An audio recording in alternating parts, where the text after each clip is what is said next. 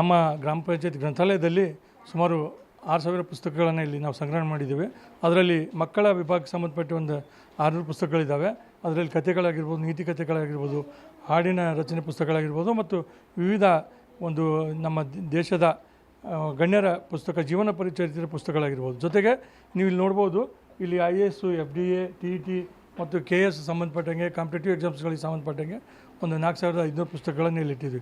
ಜೊತೆಗೆ ಸಾಹಿತ್ಯ ಮತ್ತು ಕಲೆ, ಇತಿಹಾಸ ಮತ್ತು ಪಠ್ಯ ಚಟುವಟಿಕೆಗಳಿಗೆ ಸಂಬಂಧಪಟ್ಟ, ಜೊತೆಗೆ ನಮ್ಮ ಕರ್ನಾಟಕ ರಾಜ್ಯದ ಬಜೆಟ್ಗಳಿಗೆ ಸಂಬಂಧಪಟ್ಟಂಥ ಪುಸ್ತಕಗಳನ್ನು ಕೂಡ ಇಲ್ಲಿ ನಾವು ಗ್ರಾಮ ಪಂಚಾಯತಿ ಗ್ರಂಥಾಲಯದಲ್ಲಿ ಸಂಗ್ರಹಿಸಿಟ್ಟಿದ್ವಿ. ಇದು ನಾವು 15ನೇ ಹಣಕಾಸು ಯೋಜನೆಯಲ್ಲಿ ಈ ಒಂದು ಗ್ರಂಥಾಲಯವನ್ನು 2020-21ನೇ ಸಾಲಿನಲ್ಲಿ ಇಟ್ಕೊಂಡು ಈ ಒಂದು ಕೆಲಸವನ್ನು ಮಾಡಿದ್ದೀವಿ. ಅರಿವು ಕೇಂದ್ರಗಳ ಸ್ಥಾಪನೆ ಆಗಬೇಕಂತೇಳಿ ಓದೋ ಬೆಳಕು ಅಂತೇಳಿ ನಮ್ಮ IDPR ಇಲಾಖೆ ಒಂದು ಮಹತ್ವವಾದ ಒಂದು ಕಾರ್ಯಕ್ರಮ ಇತ್ತು. ಅದ್ರ ಮೂಲಕ ಈ ಅರಿವು ಕೇಂದ್ರಗಳನ್ನು ನಾವು ಸ್ಥಾಪನೆ ಮಾಡಿದ್ದೀವಿ. ಇವತ್ತು ನೀವು ನೋಡ್ಬೋದು, ಸುಮಾರು 25ರಿಂದ 30 ಮಕ್ಕಳು ಇಲ್ಲಿ ಗ್ರಂಥಾಲಯದ ಉಪಯೋಗವನ್ನು ಪಡೆದುಕೊಳ್ತಾ ಇದ್ದಾರೆ. ಇಲ್ಲಿ ಸುಮಾರು 4-5 ಜನ ಸರ್ಕಾರಿ ನೌಕರಿಯನ್ನು ಕೂಡ ಈ ಒಂದು ಗ್ರಂಥಾಲಯದಲ್ಲಿ ಸ್ಟಡಿ ಮಾಡಿ ತೊಗೊಂಡಿದ್ದಾರೆ. ನಾನು ಶರತ್ ಕುಮಾರ್ ವಿಮಾನ್, ಪಂಚಾಯತ್ ಅಭಿವೃದ್ಧಿ ಅಧಿಕಾರಿ, ಗ್ರಾಮ ಪಂಚಾಯತ್ ಅಲಿಯಾಬಾದ್.